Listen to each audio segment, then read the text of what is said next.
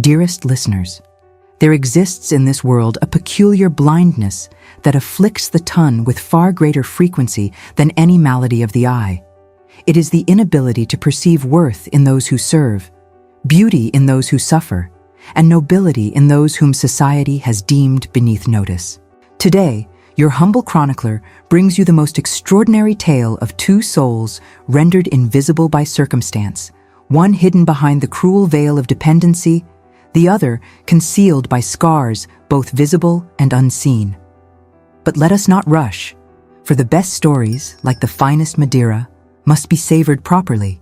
The winter of 1815 transformed London into a crystalline tableau of frost-laden elegance, and within the imposing facade of Grenville House on Berkeley Square, Miss Philippa Merritt existed as a ghost among the living. At 24, she occupied a small chamber on the third floor, situated between servants' quarters and guest accommodations, a physical manifestation of her ambiguous position as neither fish nor fowl in the household hierarchy. Her quiet beauty, easily overlooked, disappeared beneath deliberately unflattering gowns. Her gray eyes, intelligent and observant, had learned the art of remaining downcast.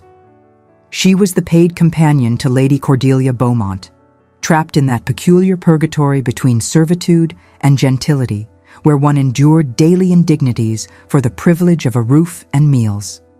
Orphaned by a country rector and left penniless, the position was Philippa's only alternative to destitution. Lady Cordelia, a distant cousin of the distinguished Grenville family who had failed to secure a match during her own seasons, now devoted her considerable energies to maintaining her consequence whilst making those beneath her notice utterly miserable. Her duties encompassed a bewildering array of tasks, all performed under increasingly critical supervision. Philippa had learned to move through rooms like a wraith, to anticipate needs before they were articulated, and to accept blame for failures that were not her own with the stoicism of long practice. The Grenville household was governed by the formidable Dowager Countess of Ashridge, whilst the younger son, Frederick, pursued the typical pleasures of a gentleman of fashion. Of the elder son, Jonathan Grenville, Earl of Ashridge, little was spoken. The official narrative held that his lordship resided at Thornfield Park in Derbyshire, devoted to estate management. The truth, known to few, was that the Earl had been residing in the East Wing for 6 months, emerging only when the household slept. The fire that had claimed his bride and scarred him hideously had occurred a decade earlier, but society's memory was long. Philippa had never glimpsed the mysterious Earl, though she often passed his private library, a converted music room whose collections were rumored to be among the finest in private hands. It was understood that this sanctuary remained exclusively his lordship's domain. The occasion that would irrevocably alter the courses of 2 lives began with the Dowager Countess's decision to host an elaborate celebration for Frederick's 30th birthday. Though the actual date fell in late November, the festivities were planned for early December, when the finest families would have returned to London for the little season. Lady Cordelia, ever attuned to opportunities for advancement, had secured a prominent role in the planning, volunteering her services with such enthusiasm that refusal would have appeared churlish. For Philippa, this meant weeks of intensified labor. She accompanied Lady Cordelia on endless calls to secure the attendance of significant personages, transcribed and revised invitation lists until her fingers ached from wielding the pen, and endured her employer's increasingly volatile moods as the date approached. The gown that Lady Cordelia had selected for her to wear to the celebration, for companions were expected to attend such events, though they were to remain inconspicuous, arrived from the modiste a week before the ball. When Philippa first beheld the creation, her heart sank with the weight of certain humiliation. The gown, fashioned from a muddy shade of brown sarcenet that drained what little color her complexion possessed, featured a bodice cut so primly that it might have suited a Quaker meeting, and sleeves so voluminous they suggested the wearer suffered from some deformity requiring concealment. The trim, if such scant decoration could be termed thus, consisted of faded ribbon in a clashing shade of orange that had clearly been salvaged from some previous creation.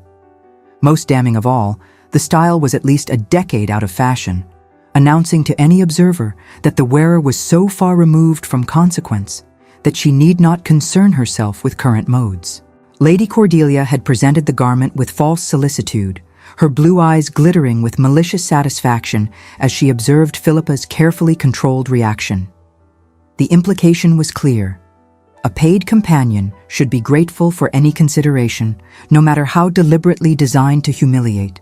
Philippa had murmured her thanks with the practiced grace born of necessity, folded the offensive creation carefully, and retreated to her chamber, where she allowed herself the luxury of silent tears shed into her pillow, where none might witness her weakness. The evening of the celebration arrived with the punctuality of doom. Philippa dressed with mechanical precision, arranging her hair in the severe style Lady Cordelia insisted upon, and donning the detestable gown that seemed to grow more hideous with each viewing. When she descended to take her place in the receiving line, for Lady Cordelia insisted her companion stand beside her to emphasize her own consequence, she felt the weight of every pitying glance and smothered laugh. The ballroom had been transformed into a bower of winter elegance. Hothouse flowers perfumed the air with the heavy sweetness of forced blooms. Crystal chandeliers blazed with what seemed 1,000 candles. The musicians, engaged at considerable expense, performed from a raised dais decorated with gilt and greenery. The assembled company represented the cream of society: marquesses and their marchionesses, earls and countesses, viscounts and their ladies, all attired in the height of fashion and glittering with ancestral jewels that proclaimed their consequence. Against this backdrop of refined splendor, Philippa appeared as a deliberate blemish, a brown smudge upon a canvas of jewel tones and pristine whites. She observed Lady Cordelia accepting compliments upon her own exquisite appearance, an ice blue silk that set off her fair coloring to advantage, and noted how her employer's gaze repeatedly sought her out with barely concealed satisfaction. The trap had been expertly laid, requiring only the proper moment for its springing. That moment arrived during the interval between dances, when the company had assembled in the supper room where tables groaned beneath arrangements of delicacies, both savory and sweet. Lady Cordelia, surrounded by a coterie of young ladies who courted her favor due to her connection with the Grenville family, had been holding forth upon the trials of maintaining proper standards when one's servants proved recalcitrant. Philippa, standing at the prescribed distance that allowed her to attend her employer whilst not intruding upon the conversation, had been attempting to render herself as invisible as possible when Lady Cordelia's voice rose with calculated clarity. The words that followed would echo in Philippa's memory with the precision of a recurring nightmare. Lady Cordelia expressed, in tones of false distress, her mortification at her companion's presumption in appearing at so elegant a gathering in a gown that would have shamed a country squire's daughter. She lamented with theatrical sighs the difficulty of instructing those of inferior breeding in the standards expected of persons who moved in elevated circles. She wondered aloud, with vicious innocence, whether poor Miss Merritt had perhaps misunderstood the occasion, believing herself invited to a servants' assembly rather than a ball graced by the finest families in England. The surrounding company responded with that peculiar mixture of shock and titillation that society reserved for witnessing another's humiliation. Some attempted to soften the blow with murmured platitudes. Others looked away in embarrassment. A few laughed outright, their amusement unconcealed. Frederick Grenville, standing nearby, had the grace to appear uncomfortable, but lacked the courage to intervene on behalf of someone so far beneath his notice. Philippa stood frozen, her face burning with shame, whilst her limbs felt cold as ice. The carefully constructed composure that had sustained her through 3 years of service crumbled beneath the weight of public ridicule. When Lady Cordelia suggested, with false concern, that perhaps Miss Merritt might retire to spare herself further embarrassment, Philippa found her limbs responding to the only instinct stronger than her trained obedience, the desperate need for escape. She fled the supper room with what remained of her dignity, navigating the corridors of Grenville House through tears that blurred her vision and made the candlelit passages shimmer like scenes glimpsed through water. She sought refuge in the only place she could imagine finding solitude, the forbidden library on the ground floor, whose location she knew, though she had never dared to enter uninvited. The library door yielded beneath Philippa's trembling hand with a silence that seemed miraculous given the weight of ornate brass that comprised its handle. She slipped inside and closed it behind her with the desperate care of a fox seeking haven from the hounds, pressing her back against the paneled wood as though her slight weight might bar the door against further humiliation. Moonlight streamed through the tall windows, silvering the spines of countless volumes and creating pools of luminescence upon the turkey carpet. A fire burned low in the massive hearth, reducing the chamber to a study in amber and shadow. The scent of leather bindings, beeswax, and paper, that particular perfume of accumulated knowledge, enveloped her like a benediction. For a moment, she allowed herself to believe she had found sanctuary.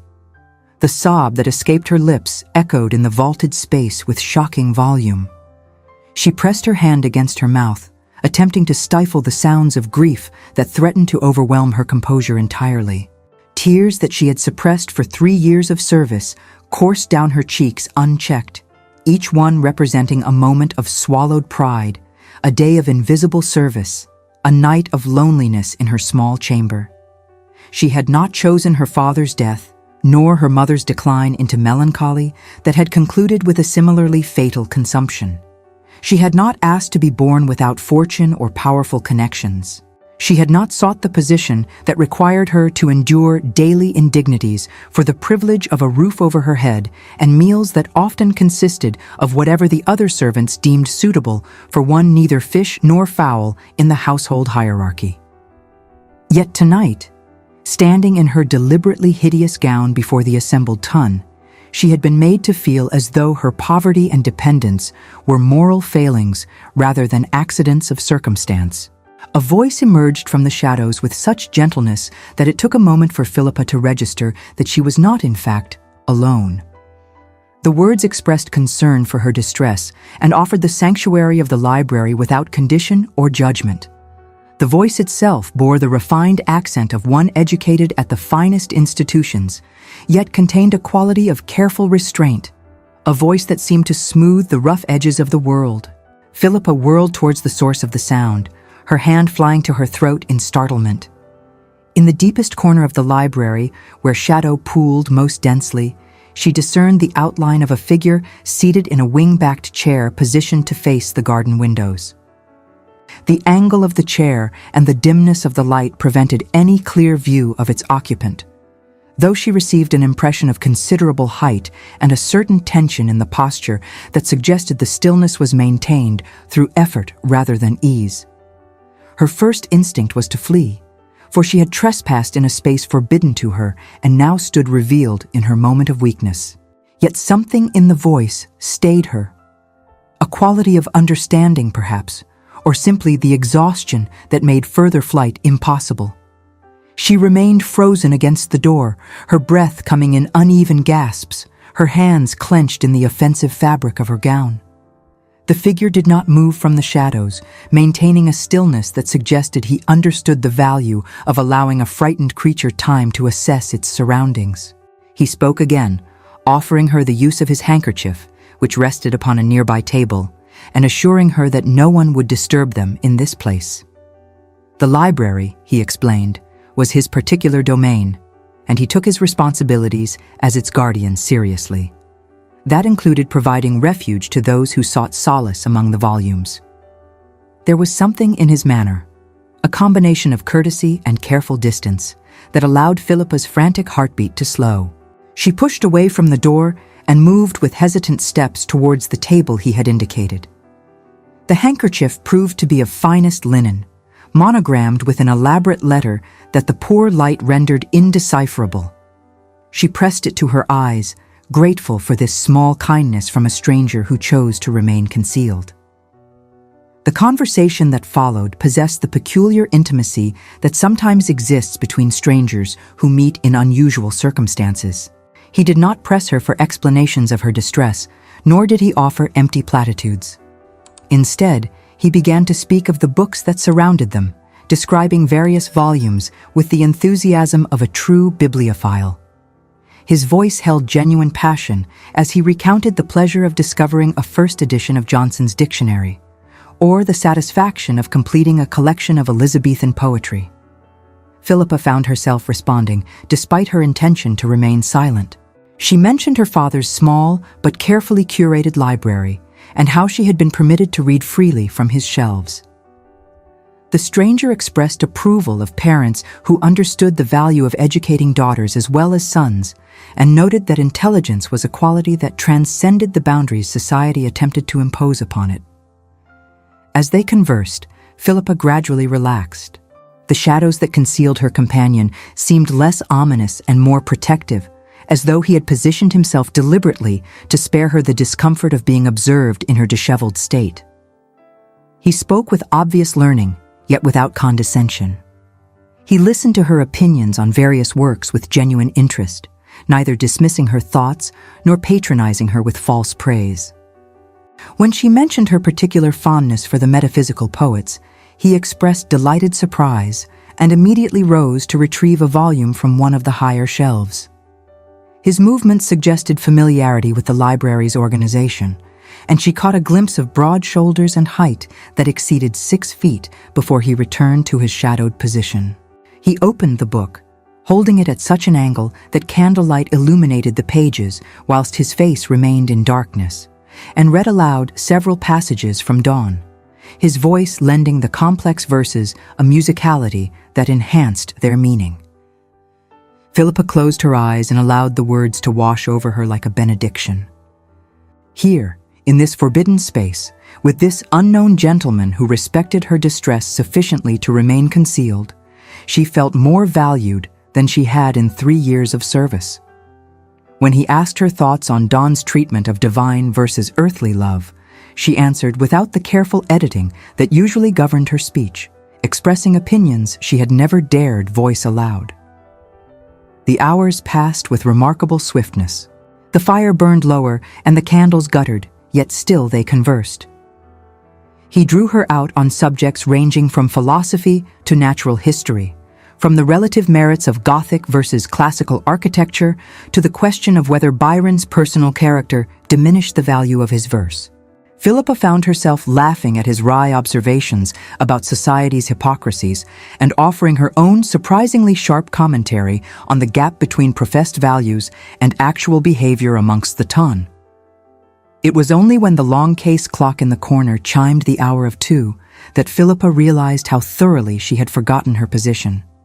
She rose with sudden alarm, clutching the borrowed handkerchief and stammering apologies for having intruded upon his evening.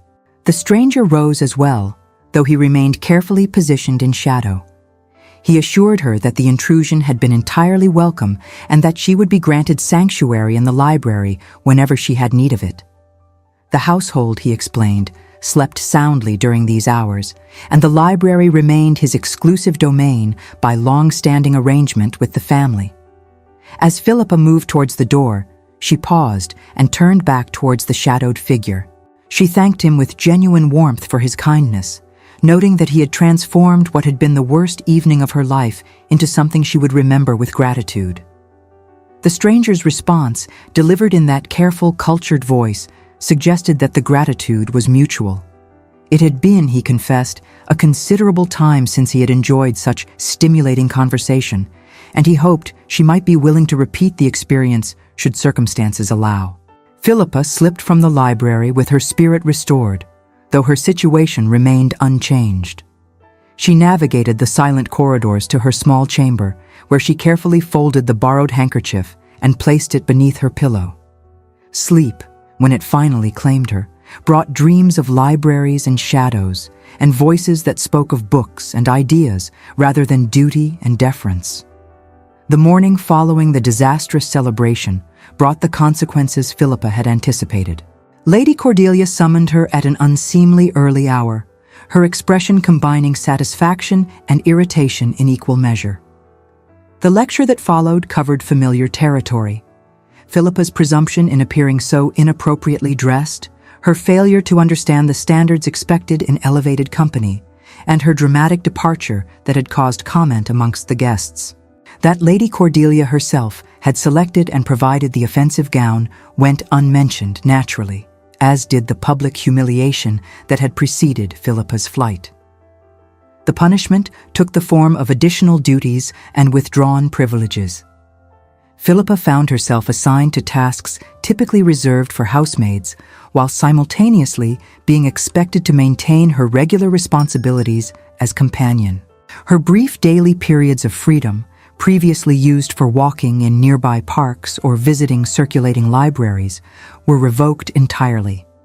Lady Cordelia's purpose was clear: to ensure her companion understood the precariousness of her position and the consequences of behavior that drew undesired attention. Yet Philippa bore these additional burdens with surprising equanimity. The memory of those hours in the library sustained her through the most tedious tasks and the most cutting remarks.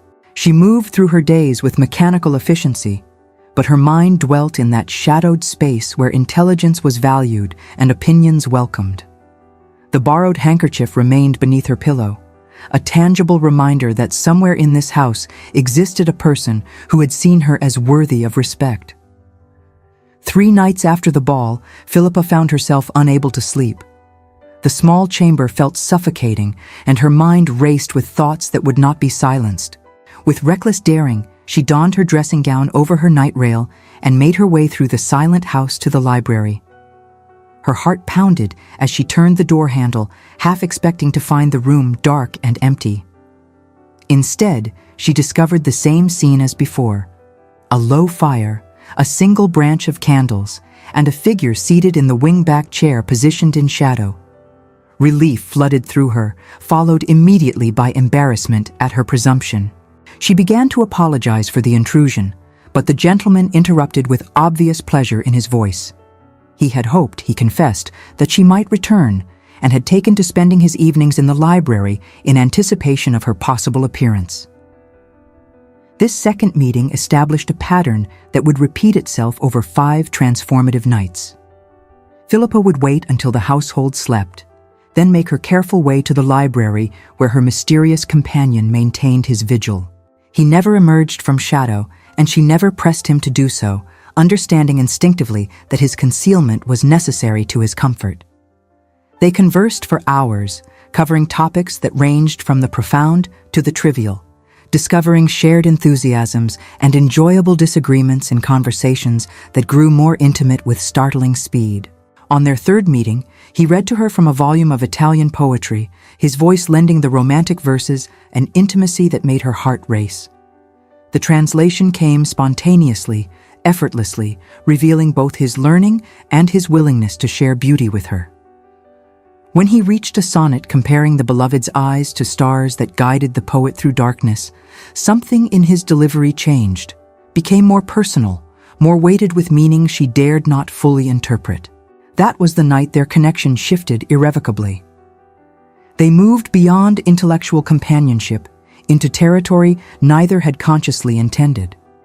He confessed to expectations that had crushed rather than elevated, to a tragedy that had altered the entire course of his existence, to years spent believing himself unworthy of human connection. She revealed her progressive erasure following her father's death, the desperate loneliness of invisibility, and her fears about a future that offered no hope of improvement. The gentleman responded to these revelations with barely suppressed anger at the treatment she endured. His words took on an urgency she had never heard before, a resonance that spoke of protective instincts awakened. He questioned why she did not simply leave the Grenville household, then immediately apologized for the thoughtlessness of the suggestion, acknowledging that women in her position possessed few options and none of them particularly palatable. He expressed admiration for her resilience and intelligence, his tone warmer than ever before, noting that many persons blessed with every advantage possessed a fraction of her strength of character. These conversations left Philippa in a state of confusion. She had entered the library seeking refuge from humiliation and found instead a connection that fed her starving spirit. Yet she understood that whatever existed between herself and this unknown gentleman could have no future. He was clearly a person of consequence, His voice, education, and ownership of such a magnificent library proclaimed as much. She remained a paid companion of no fortune and dubious prospects. The gulf between their stations was unbridgeable, regardless of the meeting of minds that occurred in the sheltering darkness of the library. Moreover, she had to acknowledge the impossibility of a connection built upon concealment. She knew not his name, his face, or his true identity. He existed for her only as a voice in shadow, a presence felt but never fully revealed. How could one build anything of substance upon such insubstantial foundation? Yet her treacherous heart refused to acknowledge these rational objections, instead responding to the warmth in his voice, the obvious pleasure he took in her company, and the sense of being truly valued for the first time in years. The gentleman seemed to struggle with similar conflicts. His conversation grew more personal, even as he maintained the physical distance between them. He began to seek her opinion on matters that clearly held significance for him. Questions about duty versus inclination, about whether one could ever escape the consequences of past tragedies, about the possibility of redemption for those whom society had judged irredeemable. Philippa answered with the honesty that had become habitual between them, never suspecting that her words were being weighed with an intensity that suggested they held meaning beyond mere philosophical exercise. During their 6th meeting, he made a statement that would haunt Philippa in the weeks to come. He observed that she possessed a quality increasingly rare amongst persons of breeding, the ability to perceive worth beyond surface appearances, to extend compassion without condescension, to offer respect based on character rather than circumstance.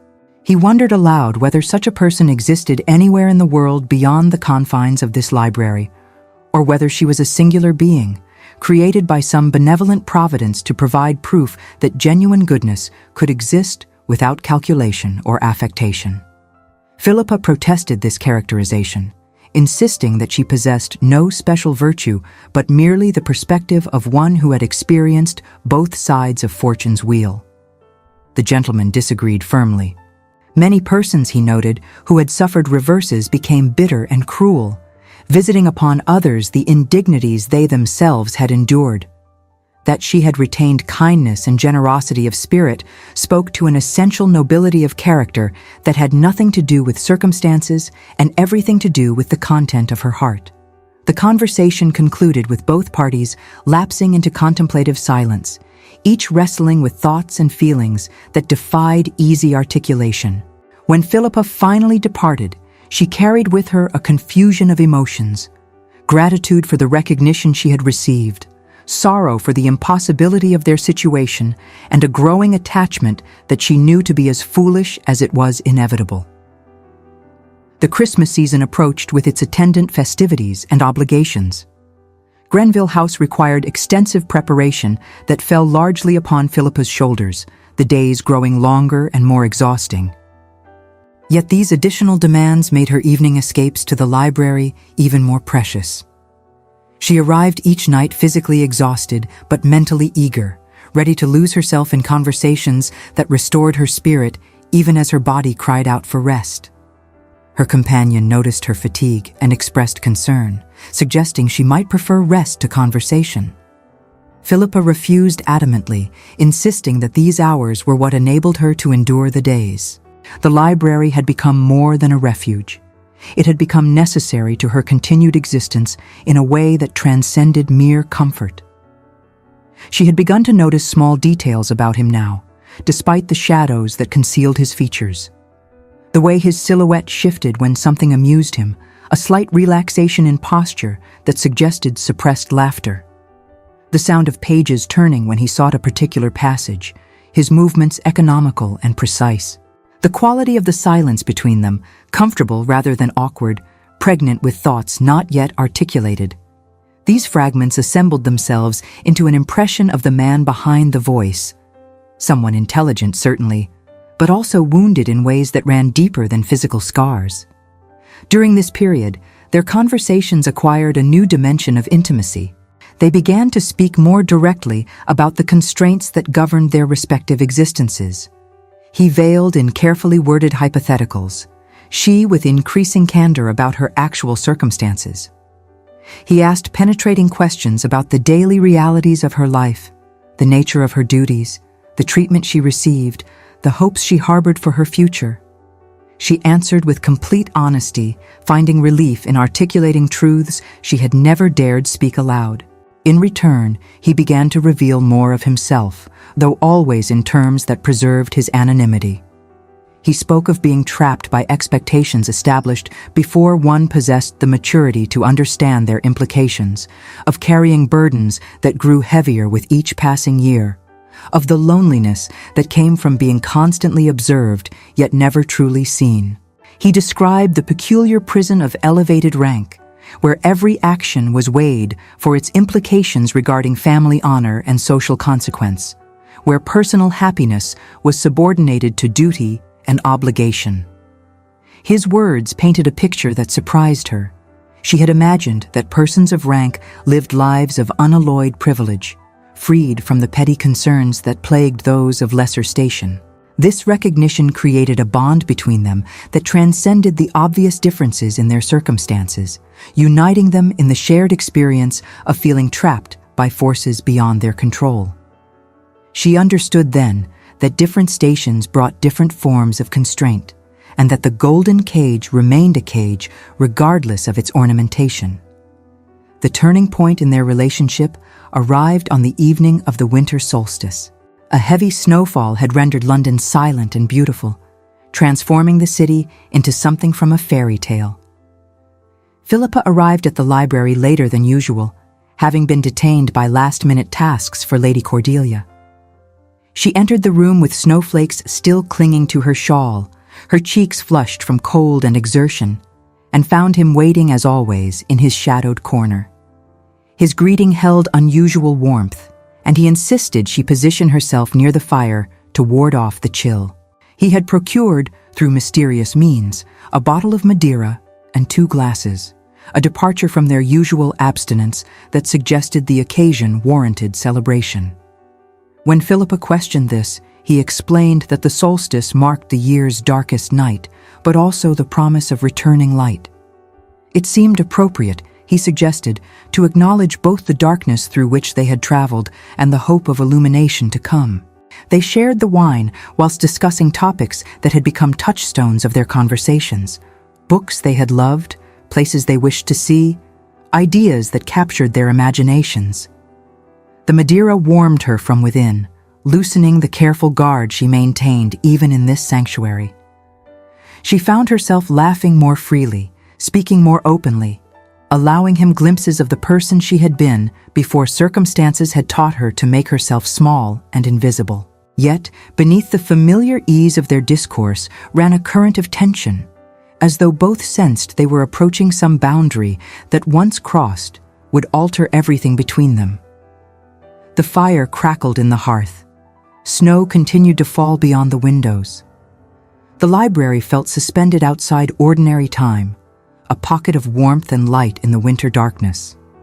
The gentleman set aside his glass and fell silent for a long moment. When he spoke again, his voice held a quality Philippa had not previously heard.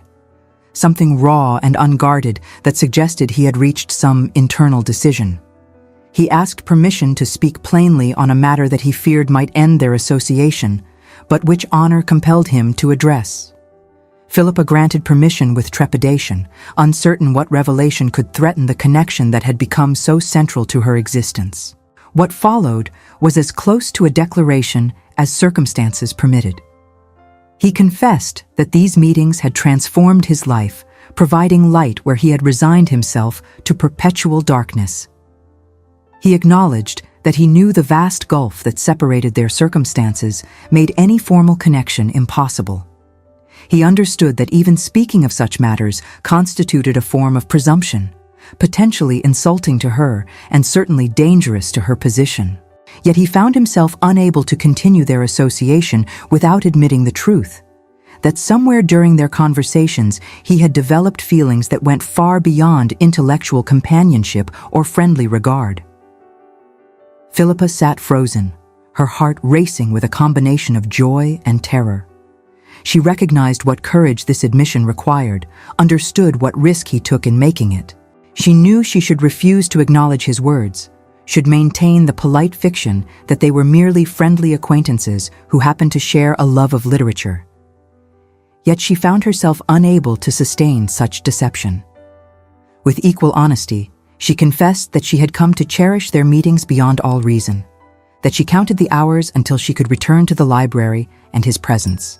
She acknowledged the impossibility of their situation, the gulf of rank, the concealment that defined their association, her complete dependence upon Lady Cordelia's continued tolerance. Yet she could not regret what had grown between them, nor could she wish it undone despite the heartache such feelings would inevitably bring. The silence that followed these mutual confessions seemed to pulse with unspoken questions and impossible longings. Finally, the gentleman rose from his chair and moved to the window, positioning himself so that the moonlight illuminated only his silhouette. He asked whether she would grant him a single favor, whether she would allow him to see her face clearly, illuminated rather than shadowed, so that he might carry the image of her through whatever darkness lay ahead. Philippa stood and moved to position herself in the moonlight that streamed through the tall windows. She faced towards the shadowed corner where he had retreated, allowing the silver light to illuminate her features whilst his remained obscured. She heard his sharp intake of breath, saw the slight movement that suggested he had raised his hand before letting it fall. The moment stretched between them, charged with yearning and restraint, with the acknowledgement of feelings that could never be properly expressed or satisfied. When he finally spoke, his voice was thick with emotion barely contained. He thanked her for the gift of that image, which he would treasure against the long years of solitude he anticipated. He spoke of her beauty, not merely of features, but of spirit, not simply of appearance, but of the grace and intelligence that shone through every word and gesture. He told her that she had restored his faith in human goodness, had reminded him that genuine connection was possible even for those whom fate had marked as unworthy of such blessing. Philippa responded that he had given her far more than she could ever repay. He had treated her with respect when she had been stripped of dignity, had valued her mind when she had been reduced to mere function, had seen her as a complete person when the world insisted she was merely a paid convenience. Whatever came after, she would carry the memory of these evenings as proof that she possessed worth beyond her utility to others. They stood thus for an unmeasured time, neither willing to break the spell of mutual recognition and acknowledged feeling. Finally, with obvious reluctance, the gentleman suggested that the hour grew late and propriety demanded her return to her chamber. Philippa agreed, though the thought of leaving caused actual physical pain. As she moved towards the door, she heard him speak once more, his voice barely above a whisper. He expressed the fervent hope that fate might prove kinder than either dared believe, and that perhaps, in some unknown future, circumstances might change sufficiently to permit what was currently impossible. Philippa carried those words with her as she navigated the dark corridors to her small room. She lay sleepless through the remainder of the night, her mind replaying every word and nuance of their conversation. She had crossed some threshold from which there could be no return. Whatever happened subsequently, she knew she would measure all future experiences against these stolen hours in the library and find them wanting. The Christmas gathering proved even more taxing than Philippa had anticipated. The house filled with relatives of varying degrees of connection and congeniality, all requiring attention and accommodation. Lady Cordelia seized the opportunity to display her importance by orchestrating elaborate entertainments that required endless preparation whilst taking personal credit for their success. Philippa found herself working from dawn until well past midnight, managing details whilst remaining invisible to the guests who benefited from her labor. During this period, her visits to the library grew less frequent. The household maintained wakefulness later due to the various entertainments, making it dangerous for her to steal away to her sanctuary. On the rare occasions when she did manage to reach the library, she found her companion increasingly agitated, expressing concern for her health and anger at the demands placed upon her. He pressed her to tell him specifics about her treatment, questions she deflected out of loyalty to her position, however miserable it might be. The crisis arrived during the formal Christmas dinner, an elaborate affair requiring the attendance of all persons residing in Grenville House, including paid companions. Lady Cordelia, perhaps emboldened by wine and the presence of so many witnesses to her consequence, had been particularly cutting throughout the evening. She corrected Philippa's table manners in a carrying voice, questioned whether someone of such limited breeding could truly appreciate the excellence of the meal, and suggested that perhaps the servants' hall would provide more suitable company for one of Miss Merritt's origins. The younger guests at table appeared uncomfortable with this display, whilst the older generation maintained that particularly English pretense of not noticing anything untoward. Frederick Grenville, perhaps experiencing an unusual attack of conscience, attempted to redirect the conversation. Lady Cordelia, however, had the bit between her teeth and would not be deterred. She expanded upon the trials of maintaining proper standards when forced to employ persons of questionable quality, making it abundantly clear to whom she referred. It was the Dowager Countess who finally intervened, her voice cutting through Lady Cordelia's tirade with the authority of one accustomed to absolute obedience. She suggested, with icy courtesy, that perhaps all present might benefit from remembering that true breeding revealed itself in behavior rather than birth, and that persons who used their positions to torment those less fortunate demonstrated precisely the vulgarity they purported to despise. The table fell into shocked silence at this unprecedented rebuke. Lady Cordelia flushed crimson, recognizing the cut for what it was, a public diminishment of her standing within the family. Her eyes, when they fixed upon Philippa, promised retribution for this perceived insult. Philippa, for her part, wished the floor might open and swallow her entirely. To be defended was almost worse than being attacked, for it called attention to her presence and made her the subject of conversation rather than its invisible facilitator. The remainder of the dinner passed in strained civility, but Philippa knew consequences would follow. Indeed, Lady Cordelia summoned her immediately following the meal, dismissing the guests with false sweetness before rounding upon her companion with barely controlled fury. The lecture that followed was the worst Philippa had yet endured, combining threats of immediate dismissal with accusations of manipulation and insubordination. Lady Cordelia made it clear that only her sense of Christian charity prevented her from casting Philippa out without reference or wages, but that such forbearance required absolute obedience and gratitude. Philippa endured this abuse in silence, knowing that any defense would only intensify the attack. When finally dismissed, she fled to her chamber where she allowed herself the luxury of tears, not merely for the humiliation just experienced, but for the entire miserable situation in which she found herself trapped. She recognized that she could not continue indefinitely in such circumstances, yet saw no viable alternative. The feelings she had developed for her library companion made everything worse, for they offered a glimpse of what connection might feel like whilst emphasizing the impossibility of ever achieving it legitimately. That evening, despite the lateness of the hour and her exhausted state, Philippa made her way to the library. She needed to see him, to draw strength from his presence, to remind herself that somewhere in this house existed a person who valued her beyond her utility.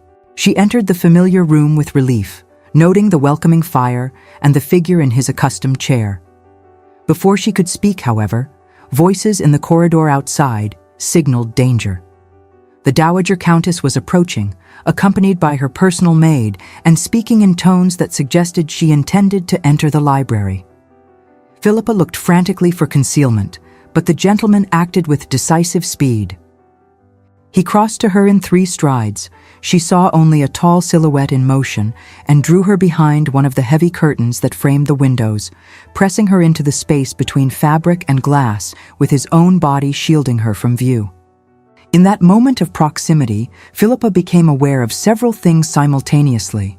The warmth of his body so close to hers, the scent of sandalwood and leather that clung to his clothing, and most significantly, the texture of the fabric of his coat beneath her hand, a texture that identified it as the finest superfine, tailored with the precision available only to persons of substantial means and elevated rank.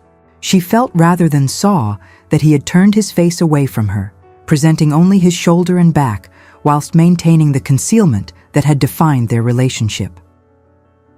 The library door opened, and the Dowager Countess entered, speaking to her maid about retrieving a particular volume.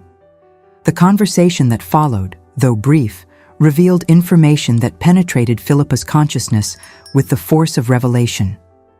The Dowager referred to her elder son Jonathan's long residence in the library, expressed hope that the Christmas festivities had not disturbed his sanctuary excessively, and noted that Lord Ashridge had always possessed his father's love of learning. The maid responded with the easy familiarity of long service, mentioning that his lordship had seemed in better spirits recently than she had observed in years, suggesting perhaps that the Christmas gathering had provided unexpected benefits. The women departed, and the gentleman, the Earl, for Philippa could no longer pretend ignorance of his identity, released her from her concealment.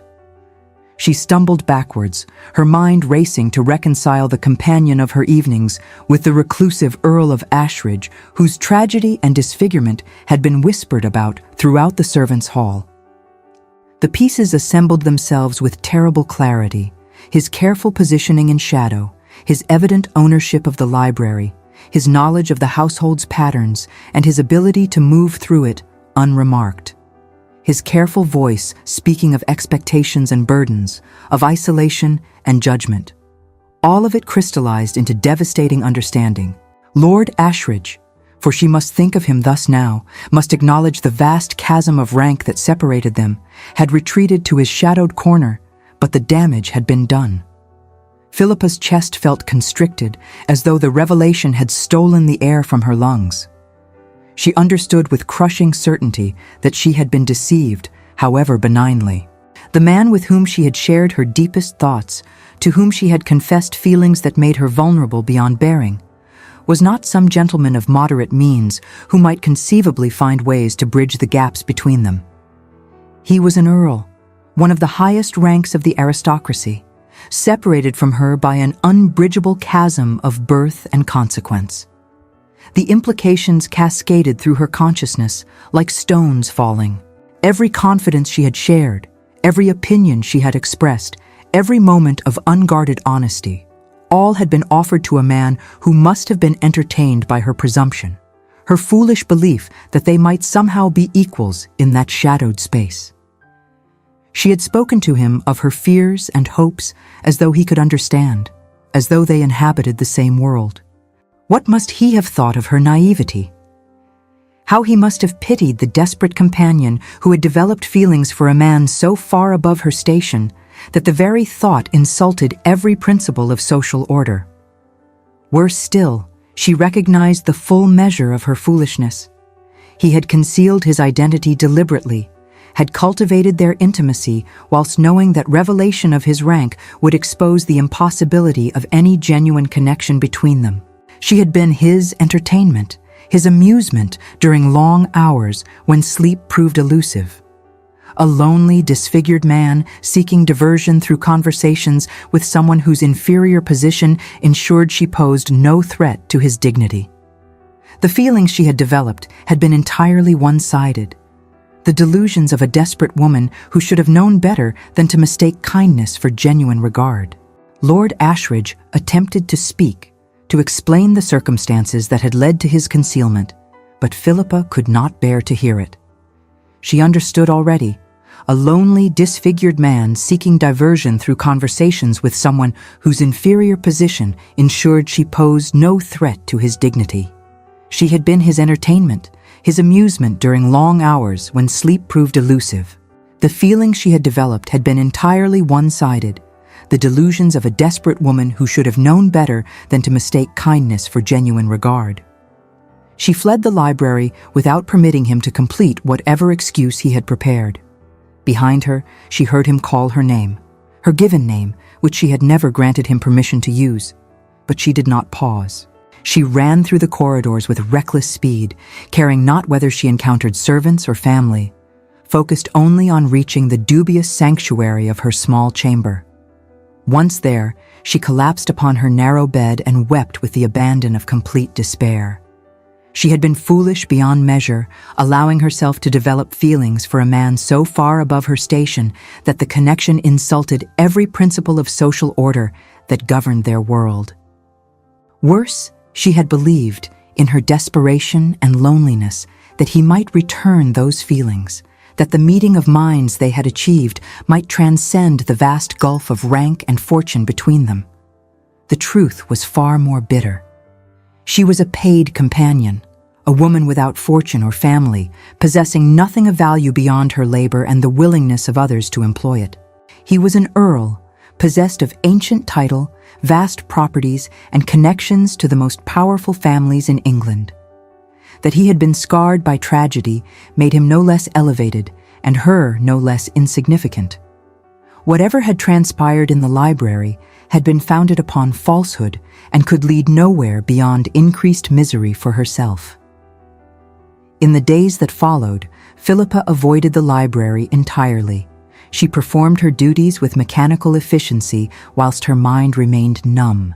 Lady Cordelia, perhaps sensing weakness, increased both demands and criticism, but Philippa scarcely registered the abuse.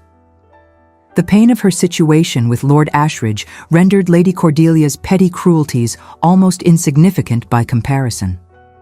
The danger she had not anticipated arrived in a form far more immediate than emotional distress.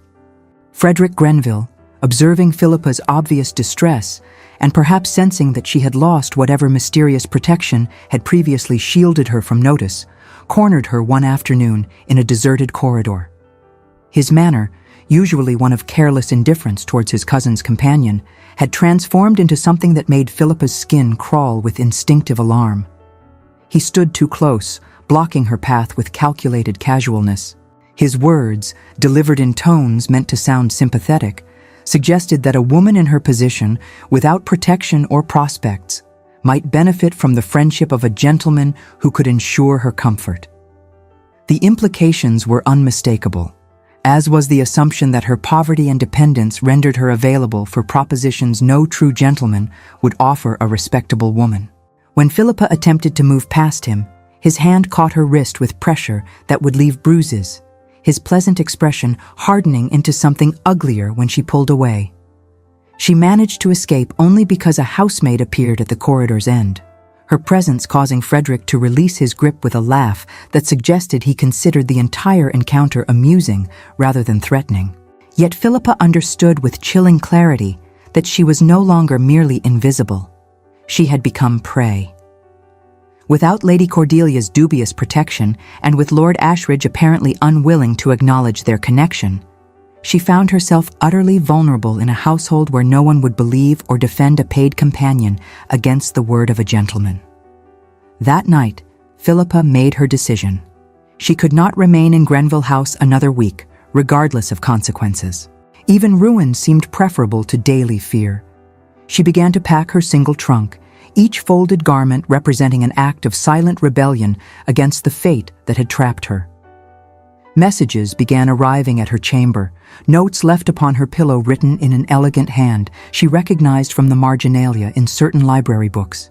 She burned them unread, unwilling to subject herself to whatever explanations or apologies they might contain. She could not bear to face him again, to see the pity in his expression when he looked upon her with his actual face rather than from concealing shadows. The Earl himself attempted to intercept her on several occasions, positioning himself in corridors he knew she must traverse. Philippa altered her routes and timings to avoid these encounters, moving through the house like a ghost, seeking to elude even the notice of other specters. She understood that she must leave Grenville House, must find some other position regardless of how desperate or degrading it might prove. She could not continue residing under the same roof as the man who had inadvertently demonstrated the full measure of her insignificance. Yet departure required means she did not possess. She had no references she could use without Lady Cordelia's cooperation, and her employer had made clear that any attempt to leave without permission would result in precisely the sort of character assassination that would render her unemployable. She was trapped as securely as any prisoner in Newgate, with the added torment of knowing that her jailer resided within the same walls, separated from her by gulfs of rank and circumstance that no amount of shared intellectual interest could bridge.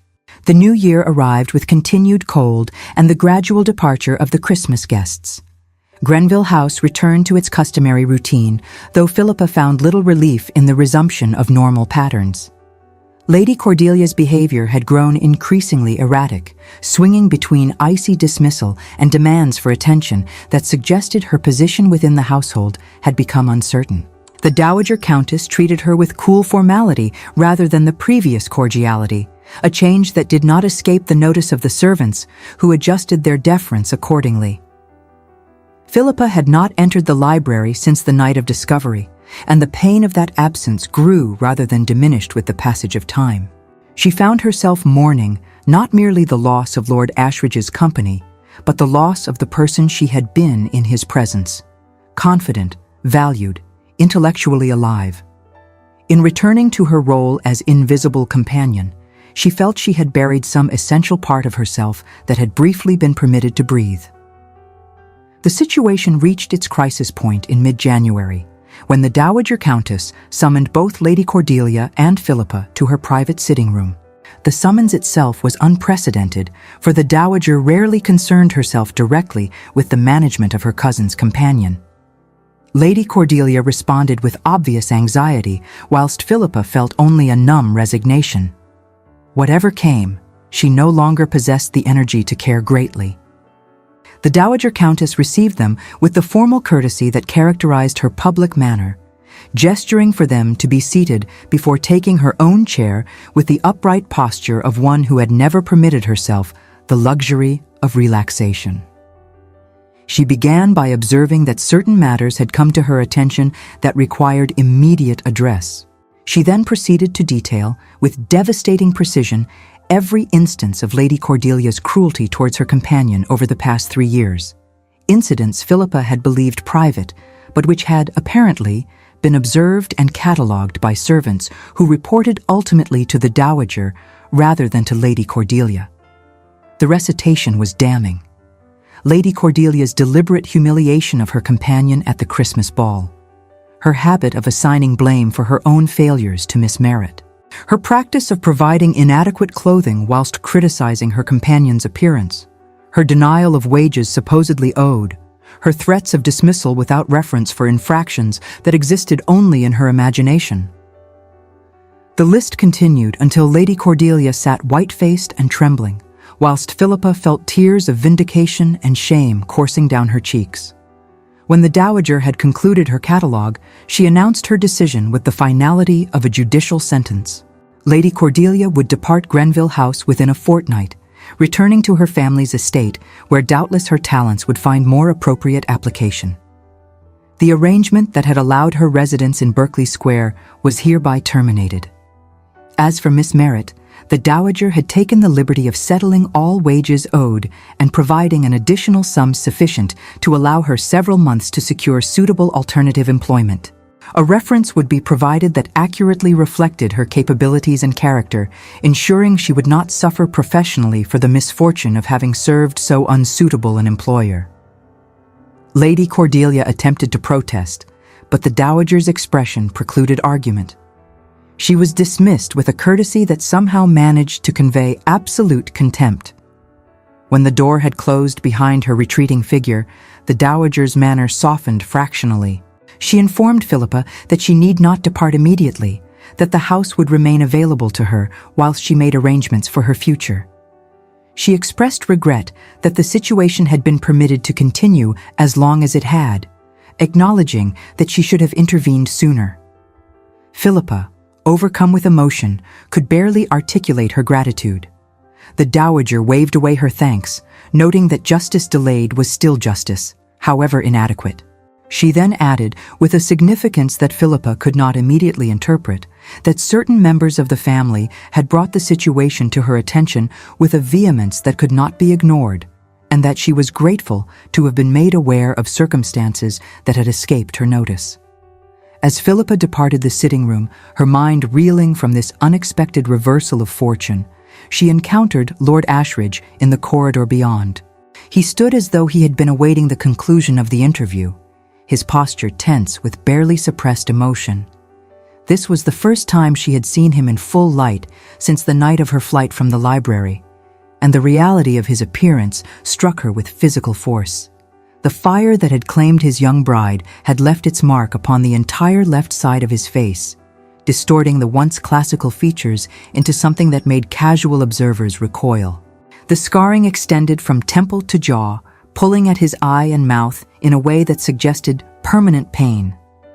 Yet the right side of his face retained evidence of the handsomeness that had once been his, creating a disturbing dichotomy that likely contributed to society's rejection. His height and bearing proclaimed his rank, but the wariness in his expression suggested long experience with disgust and pity. Philippa met his gaze. His eyes remained unchanged, gray-green and intelligent, and currently filled with an anxiety that belied his formal stance, and understood several truths simultaneously. He had been the one to bring her situation to his mother's attention. The intervention that had freed her from Lady Cordelia had been engineered by him, despite the breach between them. He had protected her even after she had refused his attempts at communication, had ensured her future even though she had rejected him. Lord Ashridge requested a private audience, his tone carrying a gravity she had never heard before, formal in a way it had never been during their library meetings. Philippa granted permission with equal formality, following him to a small parlor whose door he left properly ajar in deference to propriety. He positioned himself near the window, the winter light illuminating his features without mercy, and began to speak with the precision of one who had rehearsed his words extensively. He apologized for the deception, explaining that when she had first fled into the library, he had not revealed his identity because he had not wished to add to her distress. The subsequent meetings had occurred because he had foolishly hoped for her return, and when she appeared, he had found himself unable to sacrifice the connection that had developed. He had convinced himself that his concealment allowed them to interact without the constraints of rank, that in the library they could be simply two persons rather than Earl and companion. He acknowledged the selfishness of this reasoning, recognized that he had served his own desires at the expense of her right to full knowledge of his identity. What he could not apologize for, he continued, were the feelings that had developed during their conversations. He had not intended to care for her beyond the appreciation of intellectual companionship, but she had touched something in him that he had believed dead. Her intelligence, her resilience, her capacity for kindness, despite having received so little. These qualities had reminded him that he remained capable of feeling, despite years of willing himself into numbness. He understood that his rank made him an unsuitable object for her affections, just as her lack of fortune made her an impossible choice for him according to society's standards. Yet he found he could not regret what had grown between them, even if it could lead nowhere. She had given him the gift of seeing himself as something other than a monster, had conversed with him as though he were fully human rather than a pitiable ruin. For that alone, he would remain forever in her debt. He had arranged her liberation from Lady Cordelia not in expectation of gratitude or renewed intimacy, but because he could not bear to know she suffered when he possessed the power to intervene. The reference his mother had mentioned would be supplemented by an additional one from himself, written in terms that would ensure her future employment in circumstances far superior to what she had endured. He had also established, through his solicitors, a fund that would provide assistance to companions and governesses who found themselves in similar circumstances of exploitation, ensuring that others might benefit from the awareness her situation had created. Finally, he requested her forgiveness for any pain his deception had caused, and assured her that she need never fear encountering him again. He intended to return immediately to Thornfield Park, remaining there for the foreseeable future. Grenville House would be available to her for as long as she required, but he would not trespass upon her peace of mind with his presence. Throughout this speech, Philippa had stood motionless, her hands clasped before her to prevent their trembling.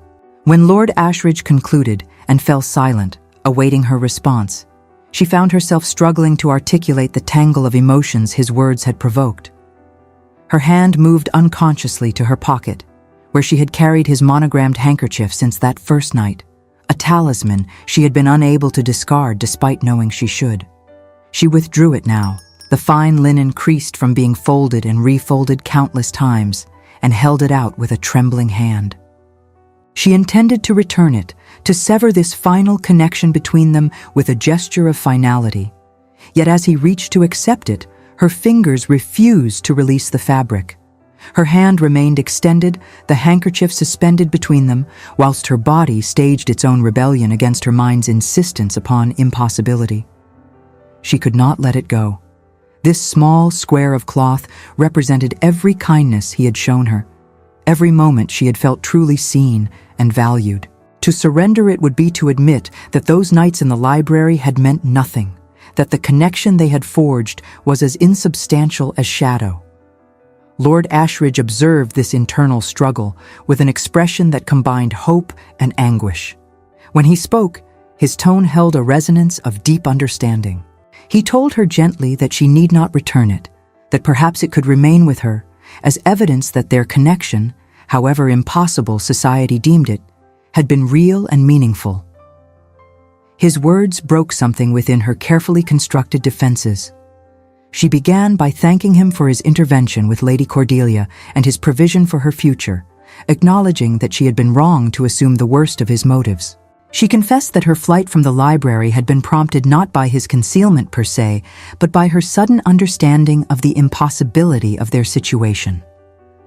When she had believed him to be perhaps a younger son or a gentleman of modest means, she had allowed herself to imagine scenarios in which their connection might develop into something acknowledged and legitimate. The revelation of his true rank had destroyed those fantasies, forcing her to confront the reality that they inhabited different worlds between which no bridge could be constructed. She admitted that she had been hurt by his concealment, but acknowledged that her hurt had been the product of disappointed hope rather than actual deception. He had never promised her anything beyond the gift of his conversation and company.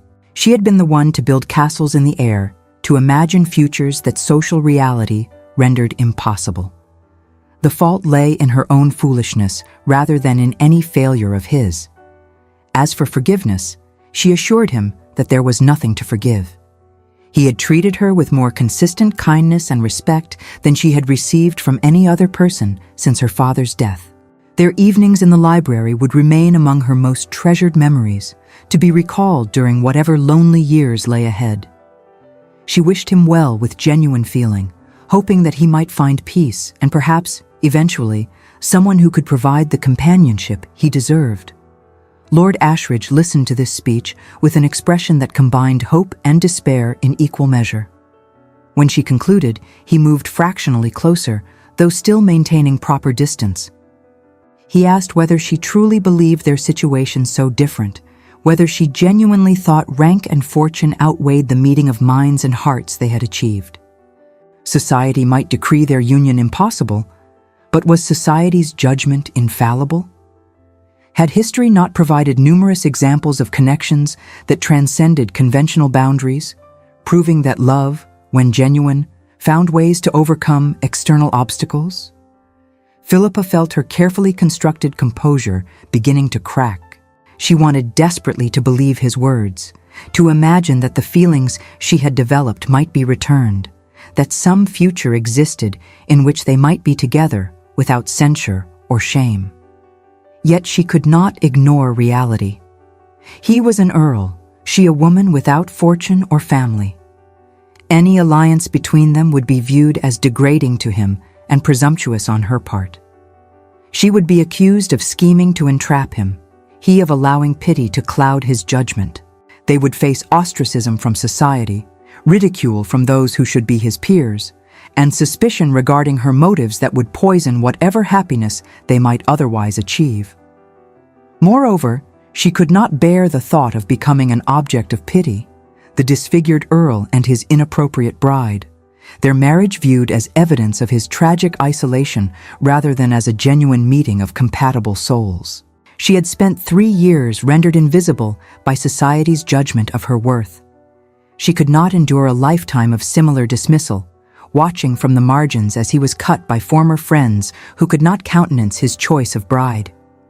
She loved him too much, and here she paused, shocked by her own admission, to subject him to such consequences. Lord Ashridge stood perfectly still, his expression transformed by hope so intense it was painful to witness. He repeated her words as though testing their reality, confirming that she had indeed just confessed to loving him. When she nodded, unable to voice the admission again, he closed the distance between them with 2 strides, stopping just short of touching her. He stated, with a firmness that brooked no argument, that if she loved him and he loved her, and he assured her that he did, beyond all reason and all expectation, then the opinions of society were of no consequence whatsoever. He had spent a decade in isolation, he explained, attempting to protect others from the discomfort of his appearance and himself from the pain of their rejection. During that time, he had concluded that he would spend his remaining years alone, that no woman would ever see past his scars to the man beneath. She had proved that conclusion false. She had conversed with him night after night without even seeing his face, had valued him for his mind and character rather than judging him by external appearance. She had given him back his humanity when he had resigned himself to being merely a title and a collection of properties. If she would consent to become his wife, he would count himself the most fortunate man in England, regardless of society's reaction. They would marry quietly and remove immediately to Thornfield Park, where they could build a life based on mutual respect and affection rather than on the shallow values that governed the ton. He had no need of society's approval, having survived without it for years. What he needed, what he desperately desired, was her presence in his life, her conversation, her companionship, her love. The weeks that followed Lord Ashridge's declaration passed in arrangements both practical and unprecedented. The Dowager Countess, when informed of her son's intentions, received the news with pragmatic approval, noting that Jonathan's happiness mattered far more than society's opinions. The marriage itself was conducted exactly as they had planned, in the chapel at Thornfield Park on a grey February morning, with only the elderly vicar and the housekeeper, Mrs. Hadley, as witnesses. Philippa wore a simple gown of soft grey merino that Jonathan had commissioned, elegant in its understated grace.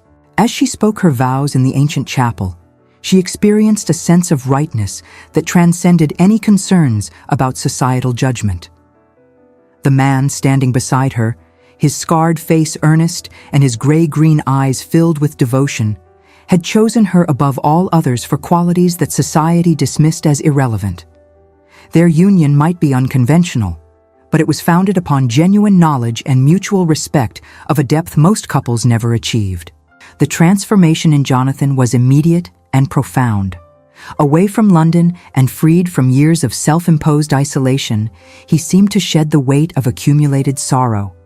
They established routines that honored both individual needs and shared desires. Mornings spent managing estate business, afternoons exploring the extensive grounds, and evenings devoted to the reading and conversation that had first brought them together.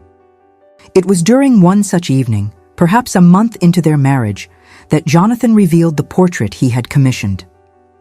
He led her to his private study and gestured toward the wall opposite his desk. There hung an extraordinary likeness, capturing Philippa, seated in the Grenville House library with an open book in her lap and an expression of thoughtful intelligence illuminating her features. The artist had somehow conveyed not merely her physical appearance, but something of her essential character, the quiet strength, the lively mind, the capacity for joy despite hardship. But it was the details that made Philippa's breath catch. The painter had captured her in the precise moment when she looked up from reading, her lips curved in the beginning of a smile, her eyes bright with the anticipation of sharing some discovery. The light in the portrait fell across her face in the exact way moonlight had illuminated her that night in the Berkeley Square library.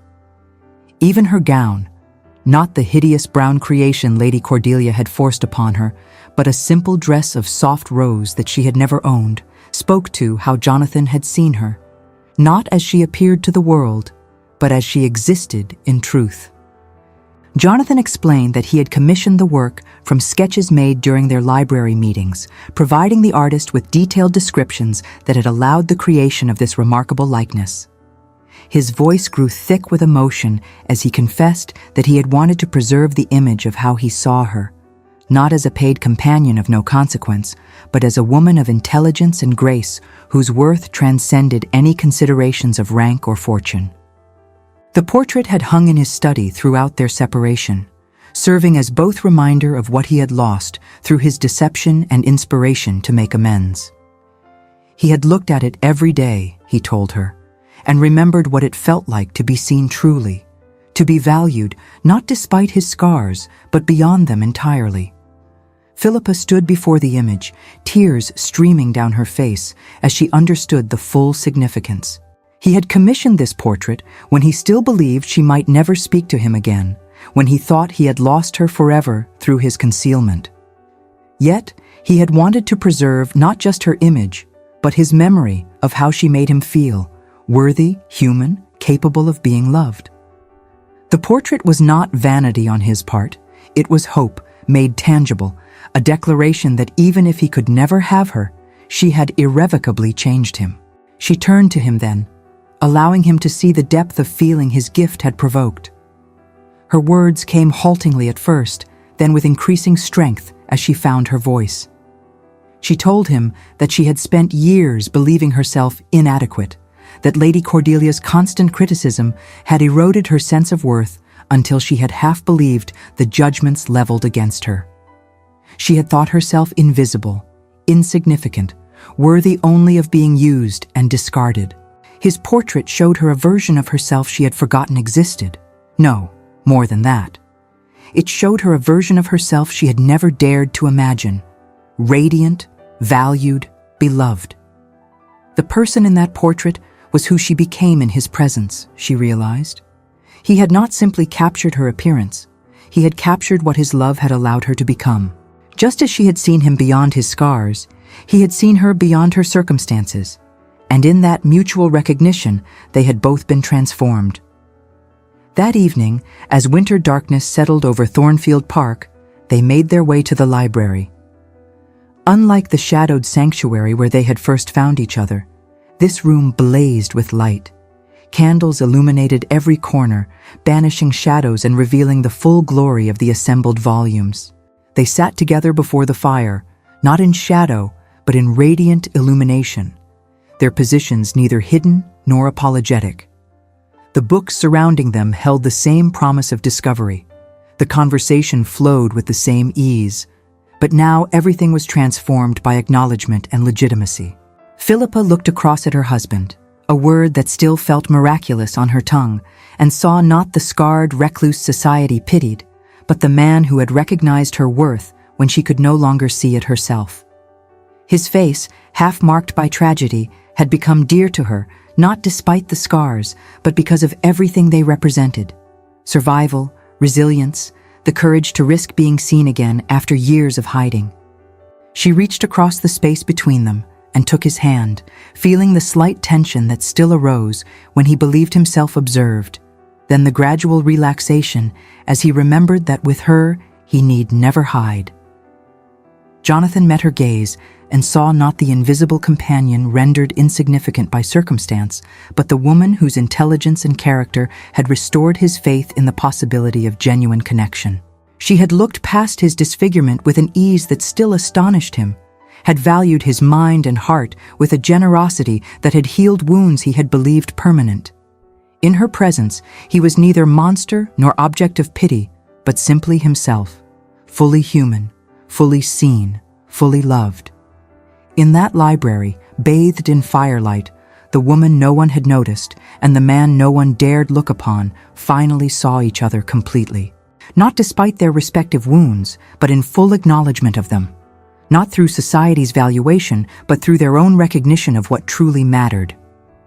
They had been rendered invisible by different circumstances, one by disfigurement, won by dependence, yet had found each other in shadow and chosen to build a life together in light.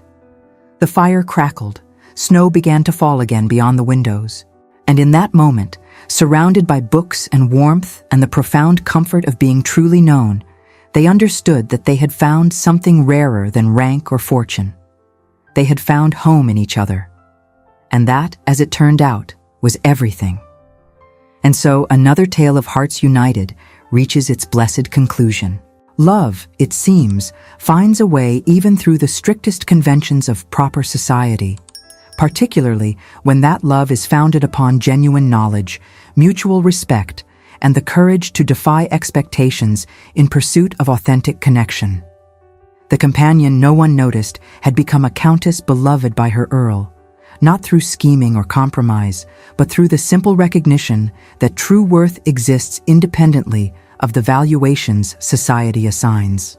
And the scarred Earl whom the world pitied had discovered that the deepest vision penetrates beyond surface appearances to recognize the beauty that resides in intelligence, character, and a generous heart.